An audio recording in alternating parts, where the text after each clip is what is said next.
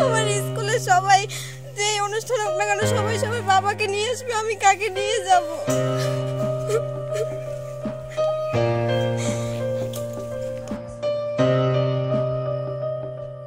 ময়নাতদন্তের জন্য ৪৫ দিন পর কবর থেকে উত্তোলন করা হলো ৫ আগস্টের উদ্ভূত পরিস্থিতিতে ভান্ডারিয়ায় নিহত ব্যবসায়ী রফিকুল ইসলাম মিঠুর মরদেহ সোমবার সকাল ১০টায় আদালতের নির্দেশে বিটাবাড়িয়ার নিজ বাড়ির কবরস্থান থেকে মরদেহটি তোলা হয়।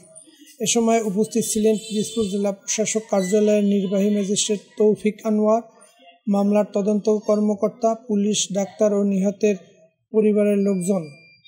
স্থানীয়ভাবে জানা যায়, পাওনা টাকা ফেরত না দেওয়াকে কেন্দ্র করে গত ৫ আগস্ট রাতে মিঠুকে কুপিয়ে মারাত্মকভাবে জখম করে প্রতিপক্ষের লোকজন। পরের দিন ঢাকায় চিকিৎসাধীন অবস্থায় মিঠুর মৃত্যু হয়।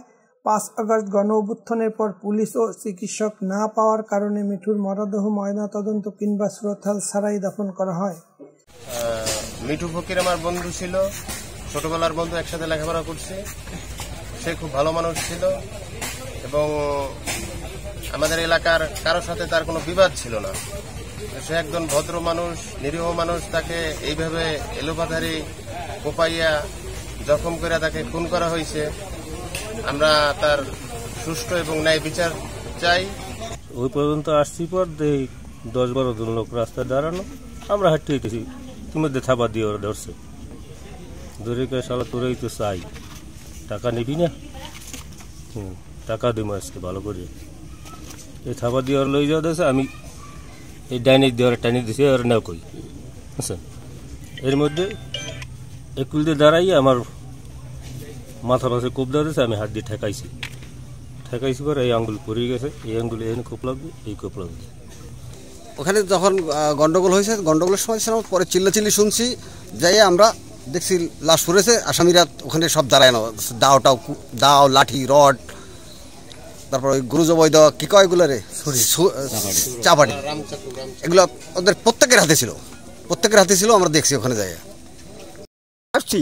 আর সবাই দেখছে লাশ পড়ে হয়েছে ওই আমার সাত ভাই শালুর দোকানের সামনে পড়েছে। এই তোমার কেনা কোথাও আছে, এই দিই লাশ একটা পড়ে হয়েছে।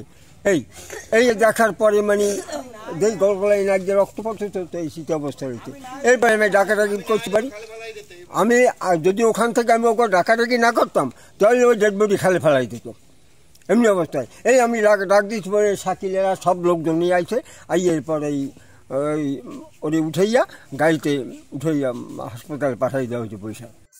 মরদেহ তোলার সময় হত্যাকারীদের দৃষ্টান্তমূলক বিচারের দাবি জানান নিহত মিঠুর মেয়ে ও স্ত্রী।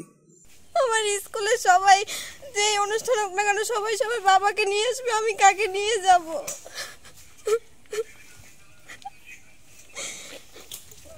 আমার বাবার বিচার চাই।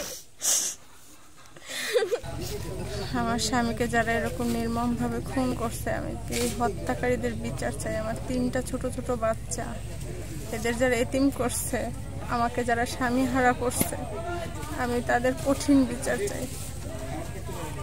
আমার স্বামী বাঁচতে পারে নাই, যেন ওরাও যেন না বাঁচে। পরবর্তীতে ১৬ আগস্ট মৃতের স্ত্রী মিতু আক্তার বাদী হয়ে ভান্ডারিয়া থানায় একটি হত্যা মামলা দায়ের করেন। তাই সুষ্ঠু তদন্তের স্বার্থে মরদেহ কবর থেকে তোলা হয়। এ বিষয়ে আদালতের নির্দেশে কবর থেকে মরদেহ উত্তোলন করে পিরোজপুর মর্গে পাঠানো হবে জানান নির্বাহী ম্যাজিস্ট্রেট তৌফিক আনোয়ার। এটা মোটামুটি অর্ধগলিত অবস্থায় আমরা পেয়েছি। তো এরপরও আমরা গিয়ে সুরতহাল প্রস্তুত করেছি। পরবর্তীতে সুরতহাল দিয়ে আমাদের আসলে মৃত্যুর প্রকৃত কারণ অনুসন্ধান করা সম্ভব হয় না। এই কারণে আমরা পরবর্তীতে এটা ময়নাতদন্তের জন্য বা পোস্টমর্টেমের জন্য আমরা প্রেরণ করব। পোস্টমর্টেম রিপোর্ট আসলে আমরা আসলে বুঝতে পারবো যে আসলে মৃত ব্যক্তি আসলে কি কারণে মারা গিয়েছেন।